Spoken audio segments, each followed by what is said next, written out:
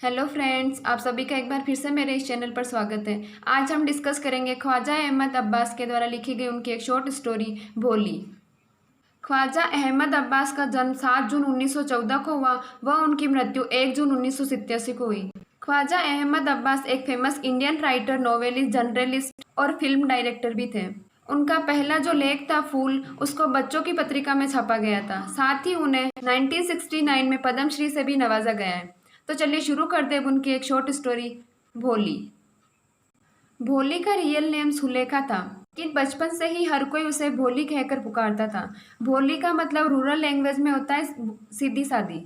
भोली नंबरदार रामलाल की चौथी बेटी थी और जब वह केवल 10 माह की थी तब वह सिर के बल चारपाई से गिर पड़ी। इस वजह से उसके सर में चोट आ गई, जिससे उसका मानसिक विकास सही तरीके से नहीं हो पाया। इसी वजह से उसका नाम भोली यानी सीधी सादी पड़ गया। भोली का जब जन्म हुआ तब वह बहुत ही गोरी और सुंदर थी, लेकिन जब वह 2 वर्ष की थी तब उसे स्मॉल पॉक्स हो गए यानी चेचक हो गए। इस वजह से उसका पूरा चेहरा काले निशानों से हमेशा के लिए कुरूप बन गया और छोटी सी सुलेखा अपनी 5 वर्ष की आयु तक बोलना नहीं सीख पाई। और जब वह बोलने लगी तो वह हकलाकर बोलती थी और गांव के अन्य बच्चे जब उसको बोलते हुए देखते तो वह उसका मजाक उड़ाते और उसकी नकल भी उतारते थे। इस वजह से भोली हमेशा से ही बहुत कम बोलती थी। रामलाल के कुल 7 बच्चे थे, उनमें से भोली सबसे छोटी थी। रामलाल के 3 लड़के और 4 लड़कियां थी।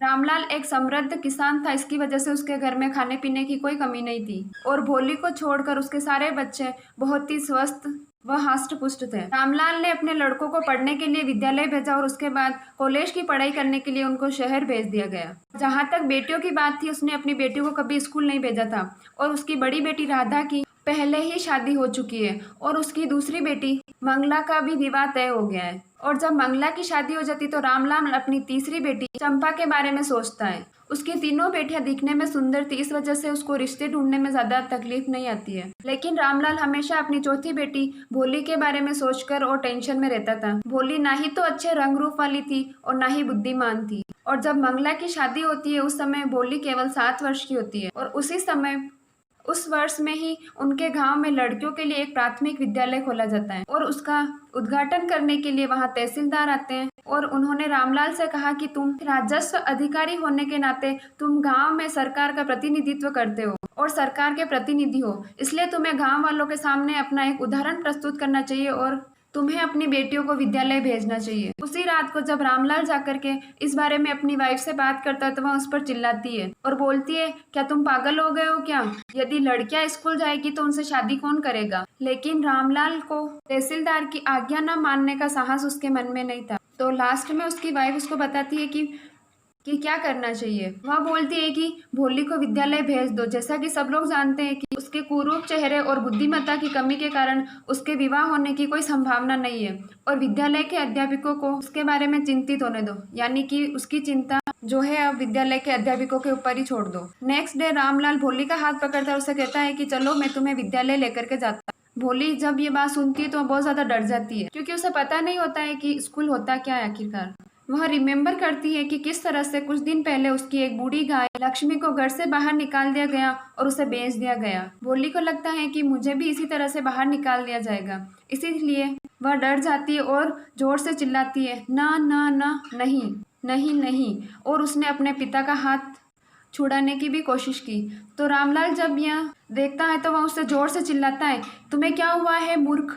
मैं तो तुम्हें सिर्फ स्कूल ही ले जा रहा हूँ। वह अपनी वाइफ को ऑर्डर दे देता है कि तुम इसको आज अच्छे कपड़े पहना दो, वरना विद्यालय में टीचर्स और अन्य जो गर्ल्स है वह हमारे बारे में क्या सोचेगी। भोली के लिए कभी भी नए कपड़े नहीं बनवाए गए, उसको अपनी बड़ी बहनों की पुरानी पोशाकें ही दे दी जाती थी। यहाँ तक कि किसी को भी उसके कपड़ों की मरम्मत करने या धोने की परवाह नहीं थी। लेकिन आज उसका सौभाग्य था कि उसे एक साफ सुथरी ड्रेस मिली जो बहुत बार धुलने के बाद सिकुड़ गई थी और अब वह ड्रेस चंपा के नहीं आ रही थी, यानी यह ड्रेस भी उसकी नहीं थी, उसकी बहन चंपा की थी। आज उसको नहलाया भी गया और उसके बालों को सुलझा करके और तेल भी लगाया गया। ये सब होने के बाद अब भोली को ट्रस्ट होने लगता है कि शायद मुझे किसी अच्छी जगह पर ही लेकर के जा रहे हैं। फिर रामलाल भोली को लेकर के और स्कूल जाता है और वह जाता है तो बच्चे पहले से ही अपनी रूम्स में बैठे हुए होते हैं। रामलाल अपनी बेटी को स्कूल में ले जा करके और प्रिंसिपल के पास छोड़ देता है। भोली को जब रामलाल अकेला प्रिंसिपल के पास छोड़ करके चला जाता है तो वह थोड़ी डर जाती है। वहाँ अपनी डरी हुई आंखों से चारों तरफ नजर घुमा करके देखती है और उसे प्रत्येक रूम में उसके जैसी ही लड़कियां बैठी हुई दिखाई देती है। वे लड़कियां बुक्स पढ़ रही थी और उसके बाद स्लेट पर कुछ लिख रही थी। प्रिंसिपल उसे एक रूम में लेकर के गई और भोली को उससे एक कोने में जाकर के और बैठ जाने को कहा। भोली को पता नहीं था कि स्कूल वास्तव में होता क्या है और कैसा होता है, लेकिन वह उस क्लासरूम में अपनी एज की इतनी सारी लड़कियों को देख करके और खुश हो जाती है। वह सोचती है कि इनमें से एक लड़की तो मेरी फ्रेंड बन ही जाएगी। उस क्लास में प्रेजेंट जो टीचर थी वह गर्ल्स को कुछ कह रही थी, इंस्ट्रक्शन दे रही थी, लेकिन भोली को कुछ भी समझ में नहीं आता है और वहाँ उस क्लासरूम में दीवार पर लगे हुए पोस्टर्स को देखने लग जाती। रंगों ने उसे मुग्ध कर दिया। घोड़ा वैसा ही बुरा था जैसा कि वह घोड़ा जिस पर तहसीलदार ने उनका गांव का दौरा किया था, और बकरी उनके पड़ोसी की बकरी जैसी ही काली थी। तोता वैसा ही हरा था जैसे उसने आम के बगीचे में देखे थे, और गाय बिल्कुल उसकी गाय लक्ष्मी जैसी थी। सडनली भोली नोटिस करती है कि उसकी टीचर उसके सामने हंसते हुए खड़ी है और टीचर भोली से उसका नाम पूछती है। वह हकलाते हुए भ भ भो बोलती है और रोने लग जाती है, और उसके आंसू रुकने के नाम ही नहीं लेते।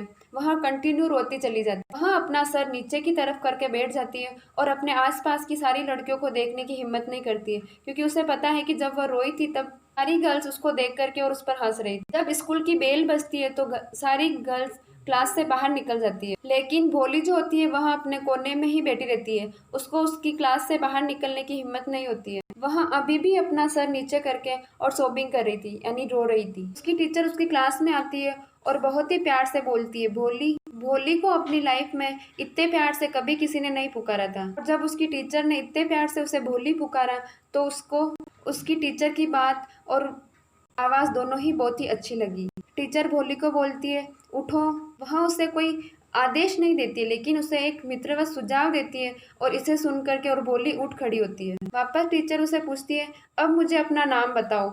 उसका पूरा शरीर पसीने से तर हो जाता है और वह सोचती है कि अगर अभी वह वापस हकलाते हुए बोलेगी तो फिर से उसकी इंसल्ट होगी, लेकिन फिर भी वह वापस प्रयास करती है और सोचती है कि टीचर की जो आवाज़ है वह बहुत ही प्यारी और राहत देने वाली है, वह अवश्य ही मेरे पर नहीं हंसेगी। वह हकलाकर बोलने लगी भ भ भो भो। भोली की टीचर उसको एनकरेज करती है वेरी गुड वेरी गुड, चलो अब अपना पूरा नाम बताओ। भ भ भ भोली। लास्ट वह अपना पूरा नाम बोल पाती है, और जब वह पूरा नाम बोलती है तो वह बहुत ही ज्यादा राहत महसूस करती है, जैसे कि कोई महान उपलब्धि प्राप्त की हो। वापस उसकी टीचर उसको बोलती है वेरी गुड, अपने दिल से डर को निकाल दो और तुम बाकी बच्चों की तरह बोल पाओगी। भोली टीचर की तरफ देखती है और ऐसा लगता है कि जैसे वह पूछ रही हो कि सचमुच बोल पाऊंगी मैं।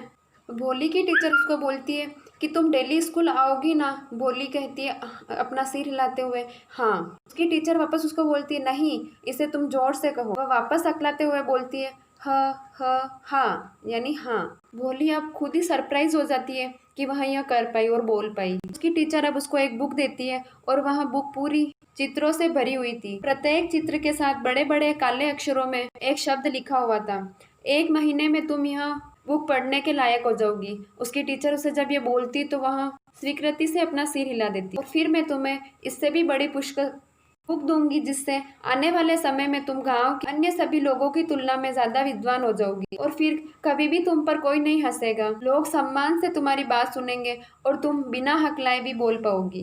अब घर जाओ और कल सुबह प्रातः जल्दी वापस स्कूल आ जाना। इस प्रकार वर्ष गुजरते गए। वह छोटा सा गांव एक कस्बे में बदल गया और छोटा सा प्राथमिक विद्यालय अब एक हाई स्कूल बन गया। अब वहाँ उस गांव में टीन शेड का एक सिनेमा हॉल था और कॉटन जिनिंग मिल भी थी।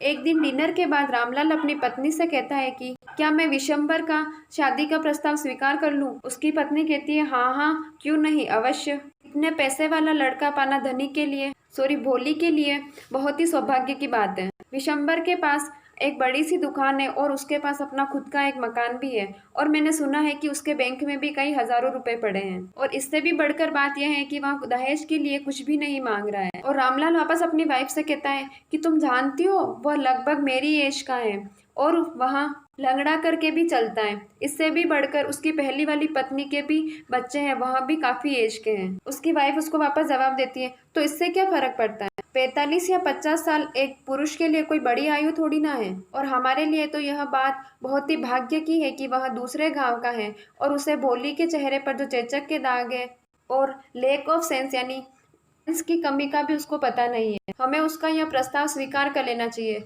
वरना भोली पूरी उम्र कंवारी ही बेटी रह जाएगी। रामलाल कहता है, लेकिन हाँ, भोली से पूछ लेना चाहिए वह क्या कहेगी। तो उसकी वाइफ बोलती है, वह मूर्ख क्या कहेगी, वह तो एक भोली गाय जैसी है। रामलाल वापस मटर करता है और कहता है, शायद तुम सही कहती हो। आंगन में दूसरी तरफ भोली अपनी चारपाई पर सोते हुए यह सारी बातें सुन रही होती है और वह कुछ भी नहीं बोलती है। विशंबरनाथ एक धनी पंसारी होने की वजह से वह शादी के लिए अपने मित्रों और रिश्तेदारों के साथ एक बारात लेकर के आता है और दूल्हा एक सजे हुए घोड़े पर सवार था और बारात के आगे एक बैंड भी बज रहा था, जिसमें भारतीय फिल्म की एक प्रचलित धुन भी बज रही थी। इस सारी शान शौकत को देख करके रामलाल बहुत ज्यादा खुश हो जाता है। रामलाल देखता है कि उसने कभी सपने में भी नहीं सोचा होगा कि भोली का विवाह इतने अच्छे से होगा और भोली की बड़ी बहनें भी इन सारी चीजों को देख करके और उससे ईर्ष्या करने लग जाती है। शादी के मंडप में जब भोली को बुलाया जाता है और पंडित जी वरमाला के लिए बोलते हैं कि इसको वरमाला पहना, विशंबरनाथ के साथ जो उसके मित्र आए थे वह बहुत ज्यादा उत्सुक थे और वह उसको कहते हैं कि दुल्हन को वरमाला पहनाओ, लेकिन विशंबरनाथ भोली को रेशम की लाल कलर की साड़ी पहने हुए जब देखता है तो उसकी तरफ ही देखने लग जाता है। अब विशंबरनाथ एक फूलों का हार उठाया और उसने भोली को पहनाने के लिए हाथ आगे बढ़ाया। उसी समय एक महिला ने भोली का घूंघट खींचा। जैसे ही घूंघट उठाया गया, विशंबरनाथ की नजर उसके चेहरे पर पड़ी और उसका हार जो था वह अपने हाथों में ही अटक गया। दुल्हन ने धीरे से अपने घूंघट को वापस पीछे खींच लिया, यानी चेहरे पर डाल दिया। विशंबरनाथ अपने पास ही खड़े मित्र को पूछता है, क्या तुमने देखा, उसके चेहरे पर तो चेचक के दाग है। उसका फ्रेंड उसको बोलता है, लेकिन तुम भी कोई जवान तो नहीं हो। तो विशंबरनाथ कहता है कि अगर इसके फादर मेरी शादी इससे करवाना चाहते हैं तो मुझे इसके लिए 5000 रुपीज देना होगा। रामलाल जब यह बात सुनता है तो वह अपनी पगड़ी उतार करके और उसके पैरों में रख देता है, लेकिन विशंबरनाथ नहीं मानता। तो रामलाल कहता है कि मुझे तुम इस तरह से अपमानित मत करो, तुम चाहे तो मुझसे 2000 रुपये ले लो। लेकिन वह कहता है कि नहीं, मैं तो 5000 रुपये लूंगा, नहीं तो मैं वापस जा रहा हूँ, अपनी बेटी को अपने पास ही रखो। तो इस बात पर रामलाल कहता है कि अगर तुम वापस चले जाओगे तो मैं गांव में अपना मुंह नहीं दिखा पाऊंगा और मेरी इज्जत क्या रह जाएगी। तो वह कहता है कि हाँ, तो 5000 रुपये निकाल दो। रामलाल अपने गाँव में उसकी इंसल्ट नहीं हो जाए इसलिए अंदर जाते और अपनी तिजोरी से 5000 रुपये निकाल कर ला करके और उस विशंबर के पैरों में रख देता है। जैसे ही रामलाल पैसे ला करके रखता है और विशंबर वापस कहता है कि मुझे हार दो, जैसे ही वह भोली को हार पहनाने लगता है, भोली अपने हाथ से उस हार को दूर फेंक देती है और तेज आवाज में कहती है, पिताजी अपने पैसे वापस ले लीजिए, मैं इस आदमी से शादी नहीं करूंगी। भोली जब बिना अटके और बिना हकलाते हुए बोलती तो सारे लोग उसे देखने लग जाते हैं। वहां उपस्थित सारे मेहमान कानाफूसी करने लग जाते हैं कि कितनी बेशरम है, इतनी कुरूप और इतनी बेशरम। यह सारी बातें जब रामलाल सुनता है तो वह भोली पर चिल्लाता है और कहता है कि भोली, क्या तुम पागल हो गई हो? अपने परिवार को अपमानित करवाना चाहती हो? अपने परिवार की इज्जत का ख्याल रखो थोड़ा। भोली उसे जवाब देती है कि आपके इज्जत के खातिर ही मैं इस संगड़े और बूढ़े आदमी से शादी करने के लिए तैयार हो गई थी, लेकिन मैं ऐसे लालची और तिरस्कार योग्य कायर आदमी को अपना पति नहीं बनाऊंगी। तो तभी वहां उपस्थित सब लोग कहने लग जाते हैं कि कितनी बेशरम लड़की है, हम तो इसको बहुत ही ज्यादा भोली भाली और गूंगी गाय समझा करते थे। भोली इस बात पर एक बूढ़ी महिला पर बरस पड़ती है और कहती है, हाँ चाची, आप ठीक कह रही है, आप सब लोग यही सोचते थे कि मैं एक गूंगे जानवर की तरह हाके जाने वाली गाय हूँ, इसीलिए आप सब लोग मुझे इस निर्दयी प्राणी को सौंप देना चाहते, लेकिन अब वह हकलाने वाली लड़की और गूंगी गाय बोल रही है। क्या आप सब लोग अब सुनना चाहते हैं? पंसारी विशंबरनाथ अपनी बारात के साथ अब वापस घर लौटने लगा तो बैंड वाले कंफ्यूज हो जाते हैं और उनको लगता है कि शादी समाप्त हो गई है, तो वह वापस बैंड बजाना शुरू कर देते हैं। शादी में आए हुए सारे गेस्ट चले जाते हैं और रामलाल भोली को बोलता है, अब तुम्हारा क्या होगा, तुमसे अब कोई भी शादी नहीं करेगा और हम तुम्हारा क्या करेंगे अब? और सुलेखा यानी भोली एक शांत और दृढ़ आवाज में कहा कि पिताजी आप टेंशन मत लीजिए, उसी स्कूल में जाकर के पढ़ाऊंगी जहाँ मैंने इतना कुछ पढ़ना लिखना सीखा है, ठीक है ना मैडम?